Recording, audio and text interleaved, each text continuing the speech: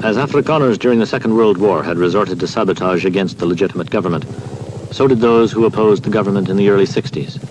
Because lawful protest seemed closed to them, young English and Jewish South Africans committed a number of acts of sabotage which were used by the government to further justify suppression of dissent.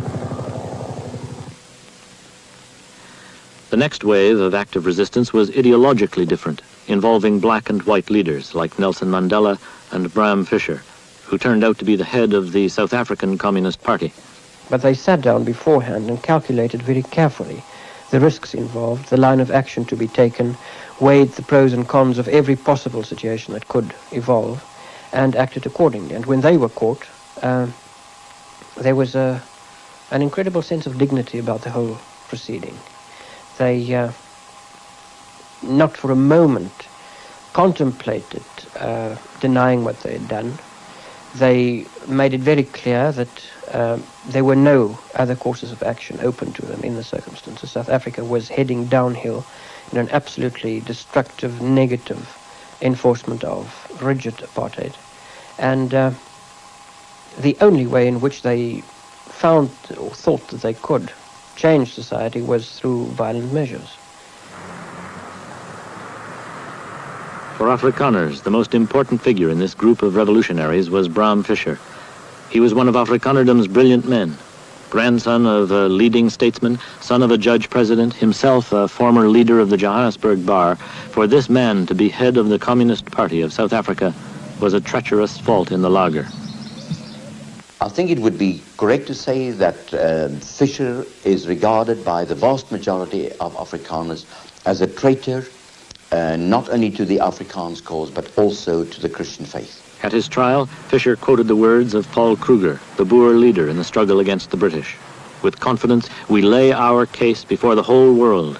Whether we win or die, freedom will rise in Africa like the sun from the morning clouds.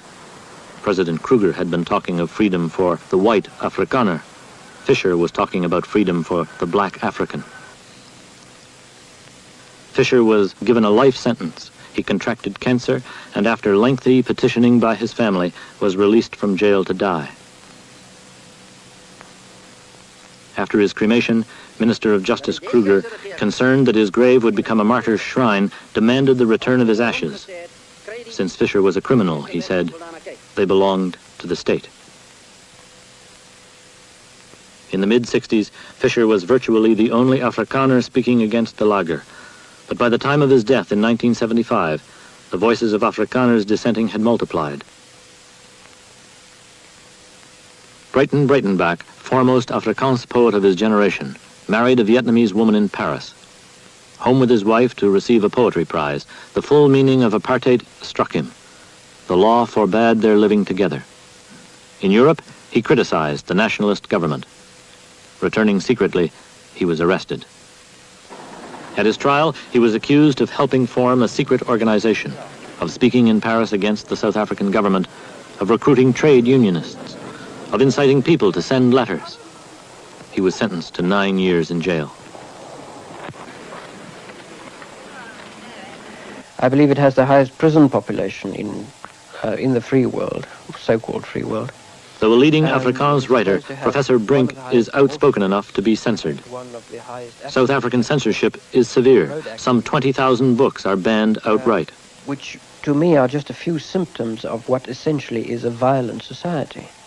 And apartheid, to me, is essentially just this, the legalizing and the legitimizing of violence in a sort of institutionalized form, so that everything relies on violence.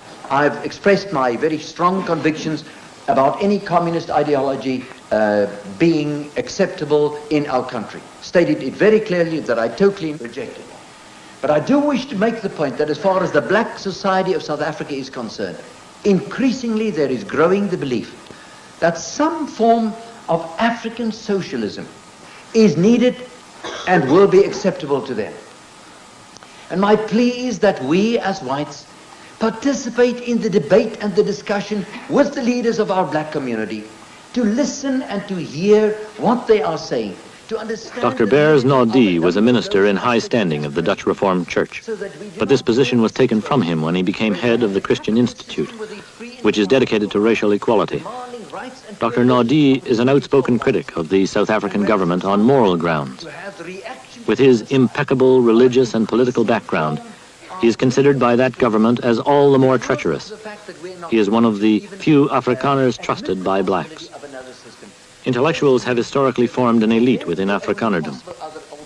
It is a special shock when men such as Naudé, Brink, and Breitenbach make a stand against nationalist policies. And if we are wise enough, we will look ahead and we will say, let us work this out together. It is accepted that every state is entitled, in exceptional circumstances, to take exceptional measures to preserve its own security. South Africa believes it is a nation under siege, from without and within. In this belief, the Minister of Justice wields overwhelming powers. You know, here, under the Internal Security Bill, the minister, in his own right, you know, can decide whether he detains somebody indefinitely. It just puts him away. He disappears for a year. No charge, no possibility of him, for instance, you know, being able to appeal to the court of law. It's the right of the individual to decide the future of a man. The Minister of Justice need not notify relatives of those arrested or reveal their names. He has threatened newspapers which do publish the names of those detained under the Internal Security Bill. Because of the weakness of the opposition parties, the only effective stand against the government has come from the English language press of South Africa. The nationalists have condemned it, calling it not a fourth estate, but a fifth column. You can look at the propaganda that's being used against South Africa, and mostly it comes from within South Africa itself. In June 1976, a man died after falling from the 5th floor of police headquarters in Johannesburg shortly after his arrest. In 1975 alone, 85 people died in their first week of imprisonment. Torture of prisoners is widely reported. And 5 years ago, the newspapers, certainly the English newspapers in this country, would have kicked up a hell of a rumpus about this. Now, they prepare to keep it down and hide it in tiny little notices somewhere in the middle pages of a newspaper, instead of really forcing the government to reveal something about this and to get to the bottom of it. Freedom of the press has been drastically curtailed by threats and indictments against courageous newsmen. To avoid official censorship, the once powerful English language press now censors itself rigorously. During the Black Riots of 1976, a number of reporters, like Peter Magubane, were beaten and imprisoned without charge because their reporting embarrassed the government. Free reporting and criticism are treated as a threat to national security. It has been said that white South Africans have a passion for security rather than liberty. In their efforts to ensure that security, Afrikaner nationalists have imprisoned thousands, driven thousands more into exile. In trying to safeguard the lager, the laws of Afrikanerdom have created innumerable enemies dedicated to its destruction.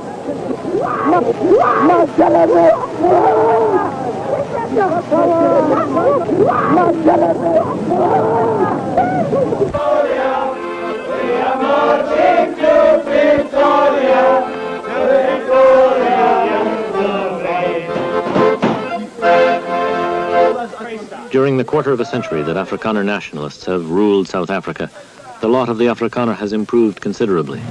When the Afrikaners began their second great trek off the land, the cities were places of poverty and humiliation. Now, those cities provide a comfortable and protected life.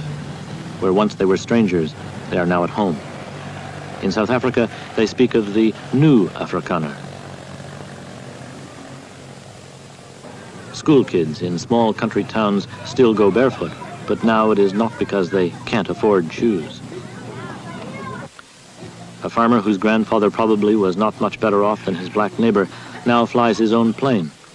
There are more Afrikaans than English universities.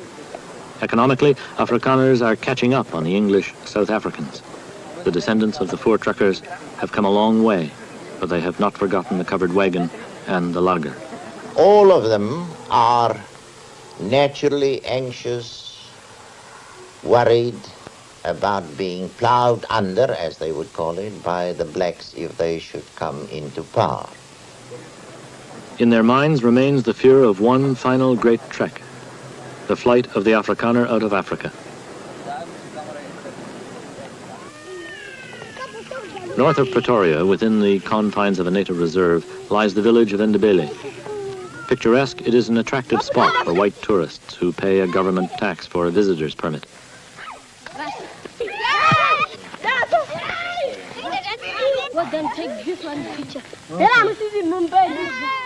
When they see tourists, the girls of Ndebele quit their games to strip for white men's cameras.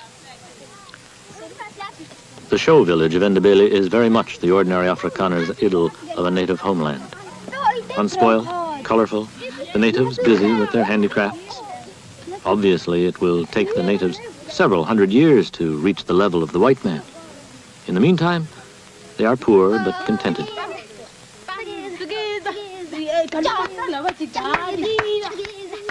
Ndebele is a tribal entity, a small group of people, powerless, no threat to the white man.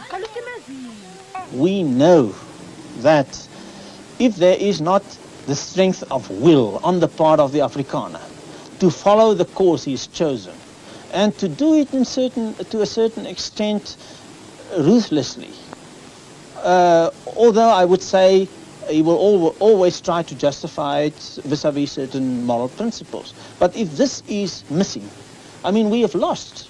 Then we must capitulate. Then we have no policy. The Afrikaner's policy for salvation is apartheid, the separation of black from white. Apartheid divides South Africa into one white country and 9 black homelands. Afrikaners argue that blacks belong in these tribal homelands, though most black people do not live there. Thus, on an unprecedented scale, Afrikaners are depriving 17 million of their countrymen of their citizenship, making them strangers in their own country. You cannot bring together, which is so totally different.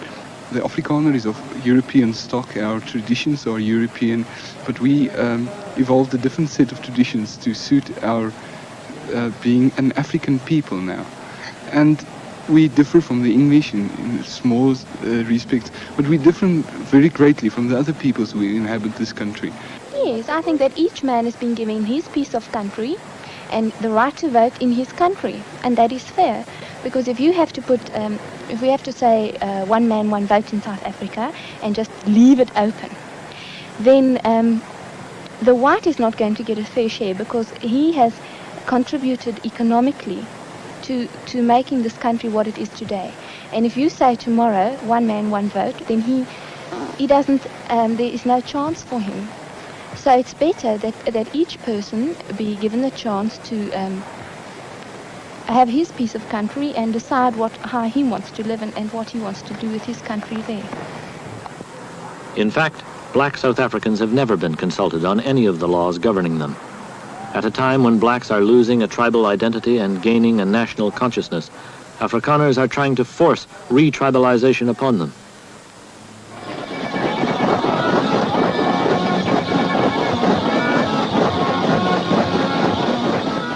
Presented by Afrikaners as a just solution to each group its own country, the details of apartheid reveal something else. Apartheid reserves 87% of the land for 4 million whites, 13% for 17 million blacks. By the end of the century, the black population will have increased to 30 million. Their land will not increase. That is not all. The 87% of the land reserved for whites contains virtually all the enormous mineral wealth, all the industry, all the harbors, and almost all the road and rail communications. Not one of the so-called black homelands is now a viable economic unit, or can expect to be within the foreseeable future. A map of the homelands looks like a crazy jigsaw puzzle of pieces that will never fit together. Within South Africa, the white lager is to remain the strongest power bloc, with the other black units forever fragmented and powerless. What was done to their forebears 3/4 of a century ago, Afrikaners are now doing to others on a vaster scale. In the government's terms, this is the sanitary eradication of black spots, involving the mass deportation from their homes of millions of black people to what have been called dumping grounds. There is no work, medical services are few, malnutrition and infant mortality are commonplace. Conditions resemble nothing so much as the concentration camps of the Anglo-Boer War, which Afrikaners themselves call an attempt at genocide. The Afrikaner is the instrument of change. We know, or we think, that we are in the best position to bring about the changes within the framework we have chosen. So it's inevitable that there will be spillovers and fall-offs, etc., etc. And we are trying to tell the world, in spite of the situation as it is, please judge us also on our intentions, because our intentions are good and they can be explained in terms of Christian moral principles as you follow them. But of course, this all will take time. But the world's mistrust of apartheid is caused by this glaring contradiction. The nationalists proclaim that their policy is to separate black from white. Yet the present and future prosperity of the Afrikaner depends on cheap black labor.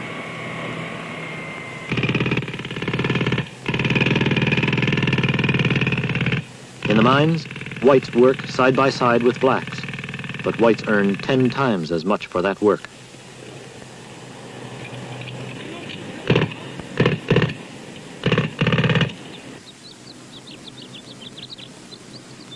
On the farms, which provide white families with their cheap food, a black farm worker receives perhaps $300 a year. He can never own the land he works. Almost every white child has its black nanny, almost every white family its servants, who earn around $40 a month for long and ill-defined hours. Black workers have practically no rights, least of all the right to strike. For 100 years, there has been a black working class in South Africa, yet when Afrikaners speak of blacks, they still speak in stereotypes. According to the tribal custom, over all the centuries, the black man was the warrior and his wife had to till the lands and look after the cattle.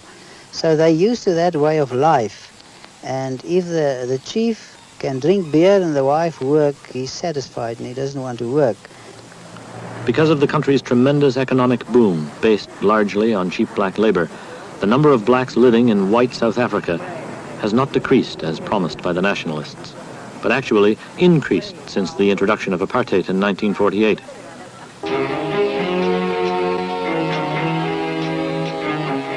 These are the people who have built South Africa into a modern industrial giant. South Africans of all colors and creeds, sharing the rewards of a free enterprise economy. This government film tells a half-truth. Rapid economic growth has offered more jobs to non-whites, but they are prevented by law from competing in an open job market with whites. In the event of a recession, blacks are the first to lose their jobs, cushioning the impact on whites. Apartheid, the desire to push the black away, has always been tempered by the demands of the economy to increase the prosperity of the Afrikaner folk. In this upward movement, some of the black working class has inevitably risen too. This makes the lager vulnerable. A more skilled, better educated black workforce could unite for higher wages and political power. To prevent this, the government enforces tribal divisions that often erupt into gang warfare and murder. During the Soweto riots in 1976, Zulu migrant workers were pitted by the police against other workers and schoolboys trying to organize a strike.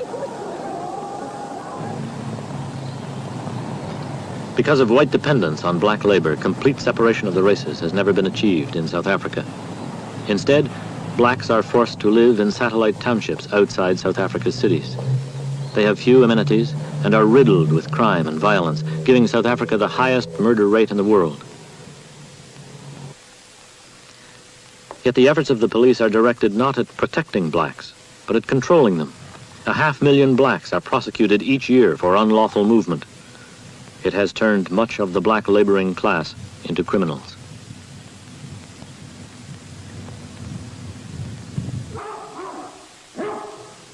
Within the system of apartheid as now practiced, the homelands are breeding grounds of migrant labor for white South Africa, while the black townships are vast labor camps. Afrikaners are the warders. Ever since the Voortrekkers, where the leader of the pioneer column was directly responsible for its survival, Afrikaner leaders have been thought to embody the will of the people. In South Africa, leaders of the National Party are selected above all for their ability to hold the party together. Afrikaners, with their lager mentality, believe that without unity, survival is impossible.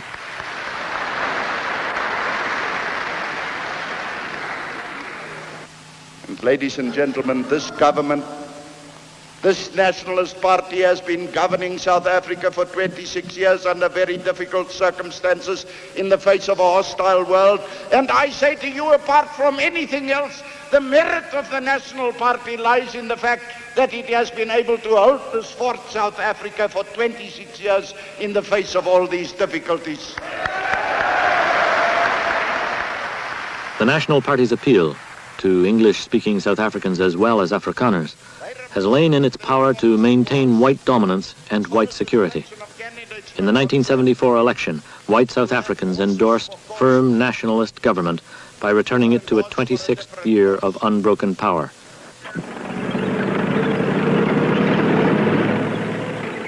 The day after the election, their security was undermined completely. The coup in Portugal, 5,000 miles away, brought an anti-colonialist regime resolved to withdraw from its African territories. At one blow, South Africa lost two of her buffer states, Mozambique and Angola, and the lager was brought face to face with militant black African nationalism, which South Africa equates with communism.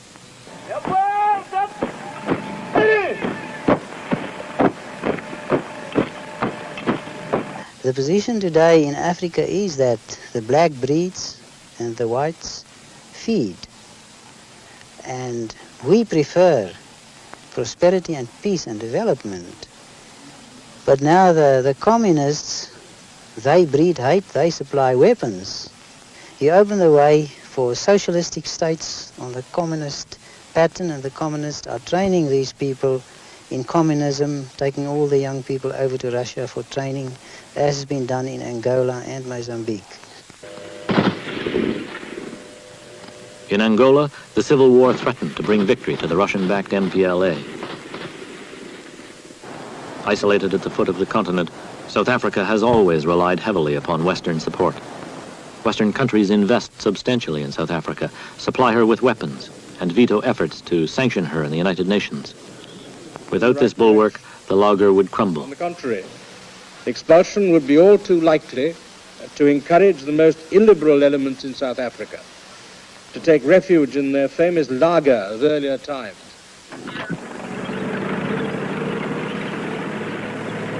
Aware that her survival depends on this unspoken alliance, over the years, South Africa has carried on a massive public relations campaign to convince the West that South Africa is strategically vital and a trusty ally in the struggle with communism.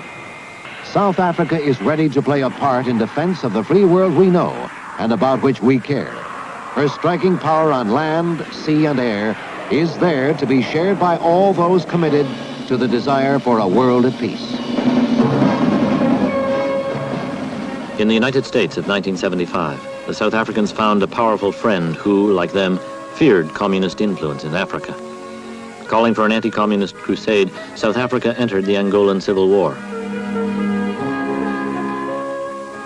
But the American Congress refused to furnish funds for further CIA involvement in Angola. Left alone to face the MPLA, the victorious Angolan faction, and its Cuban ally, the South African forces withdrew. They left behind white prisoners of war in the hands of black men. For those outside the lager, the myth of white South African invincibility had been broken. The Angolan situation has brought South Africa, in a certain sense, to a crisis in its whole life and in its existence. And South Africa will never be the same again. The whole Angolan event brought home to the white community the vulnerability of our whole situation and the possible threat which now might emerge from the north threatening the present political and economic status quo of South Africa. As far as the blacks are concerned, it has brought an upsurge of hope and expectation. Encircled by black enemies its own policies had created, the lager erupted within. But Afrikaners still held the weapons. The result was killing of unarmed civilians, including children. For Afrikaner nationalists, the disturbances that swept the country in the South African winter of 1976 were above all else bad public relations. The actual threat to internal security was not great. Afrikaners were willing to pay a very high price in lives, as long as they were black lives. But far more damaging was the threat to business confidence in South Africa. It was starkly revealed that any continuing strike by black workers could break the South African economy. And because of apartheid, their politics of exclusion, Afrikaners had no dialogue with black nationalists except force. And all I say as an Afrikaner, as we once did when a white nation, namely the British, wanted to take us over, we got news for you. And as much as we had news for the British, granted we lost, so we will have news against those black South Africans who want to take us over. And in that sense, taking the matter to a crunch, we will and must necessarily, if we believe in the survival of our nation, fight them off. No form of nationalism which is designed to ensure its own survival and its own security, can tolerate another form of nationalism which threatens it.